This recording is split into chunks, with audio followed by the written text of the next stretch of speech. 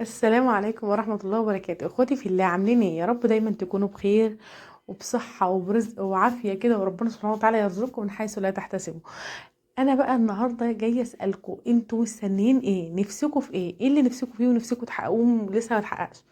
بسيط جدا، كل حاجة في ايدين.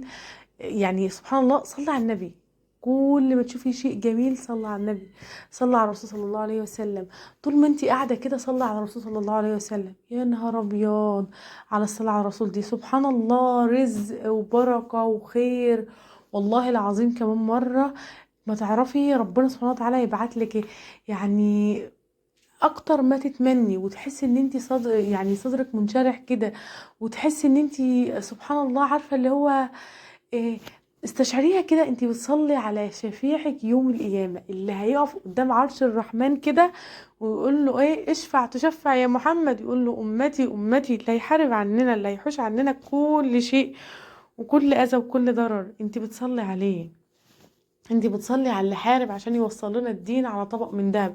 انت بتصلي على شفيع وشفيعك يوم القيامة اللي وصل لنا الرسالة وهدانا للطريق الصحيح. ونحمد ربنا ونشكر فضله ان احنا سبحان الله اتخلقنا واتولدنا في بيئة مسلمة وبيئة جميلة سبحان الله. يعني دايما كده قولي الذكر ده سبحان الله. قولي الحمد لله على نعمة الإسلام وكفى بها نعمة.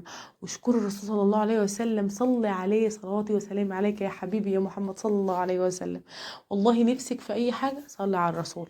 نفسك في خير صلي على الرسول. نفسك في رزق صلي على الرسول. نفسك في بركة صلي على الرسول صلى الله عليه وسلم. ما بصوا أقول لكم حاجة، أنا ما استخسرتهاش فيكم. انا سبحان الله دي كده، دي كانت فضل، لها فضل صلى على الرسول صلى الله عليه وسلم. دي لها فضل عظيم عليا، فضل عظيم عليا فعلا، في اموري كلها وفي حياتي وفي بيتي وفي اولادي. وان انا فعلا ما بشوفش شيء جميل الا اقول اللهم صل وسلم على سيدنا محمد. اللهم صل وسلم على سيدنا محمد.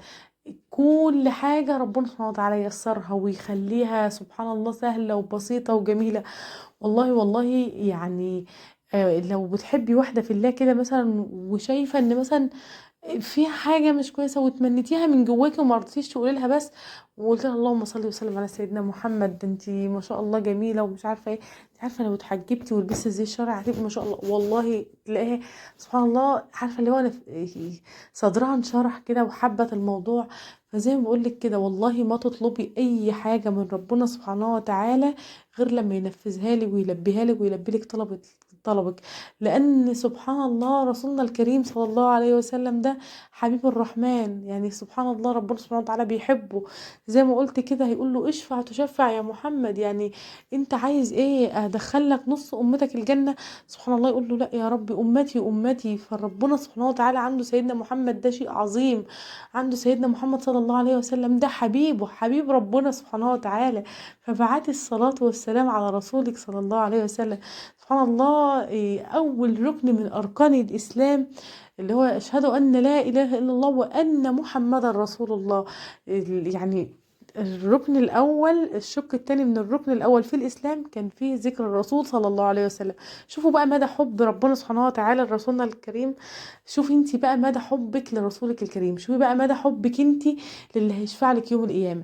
شوفي مدى حبك للي يعني انطرد من بلده وشاف الذل وشاف البهدلة وشاف اللي محدش شافه سبحان الله واهله طردوه. كل ده علشان خاطر ايه؟ عشان خاطر بيحارب علشان دين الاسلام، عشان خاطر يفضل لحد دلوقتي الاسلام موجود ما بيننا والخير موجود ما بيننا. فشوفوا سبحان الله، ما يستاهلش مننا ان احنا نصلي عليه؟ لا يستاهل مننا. ومش كمان ان انتي هتصلي عليه عشان خاطر هو بس، لا ده سبحان الله عشان خاطرك انتي كمان. ربنا سبحانه وتعالى يعطيك ويرزقك من حيث لا تحتسبي ويديك اللي بتتمنيه. بس دايما خلي عندك يقين ان انت بتعملي الحاجه دي امتثال اوامر ربنا سبحانه وتعالى وسنه عن الرسول صلى الله عليه وسلم. ان انت بتعملي كده امتثال لاوامرهم الاثنين عشان ربنا سبحانه وتعالى يتقبلها منك. عشان ربنا يعني ما تقوليش اما اعمل كده واشوف هيجرى ايه، لا اعملي كده وانت ميقنه ان فعلا ربنا سبحانه وتعالى يرزقك من حيث لا تحتسبي. بفضل ايه؟ بفضل الصلاه والسلام على رسول الله صلى الله عليه وسلم.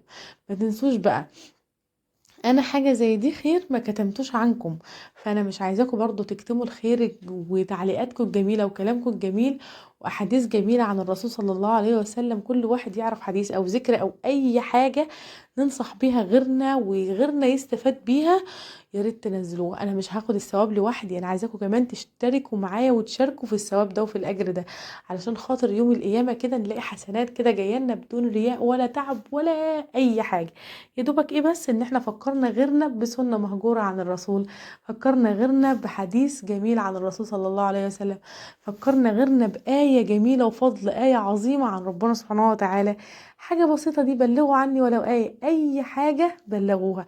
واللي ما عندوش أي حاجة ومش عنده أي كلام يقوله خالص، يكتفي بس بالصلاة على الرسول صلى الله عليه وسلم، علشان كل اللي يقرأ تعليقك يصلي على الرسول وانت تاخد الأجر وهو ياخد الأجر، ولنا ولكم الأجر وجزاكم الله كل خير. أيوة وصحيح، ما تنسوش تدعوا لي دعوة جميلة كده عن ظهر غيب. وبرضه اللي اول مرة يشوفني يشترك بقى في القناة عشان عيلتنا الصغيرة دي تكبر. وكمان ما تنسونيش في ايه، في تعملوا لايك، يعني يعجبكم الكلام، ما عجبكوش ما تعملوش لايك.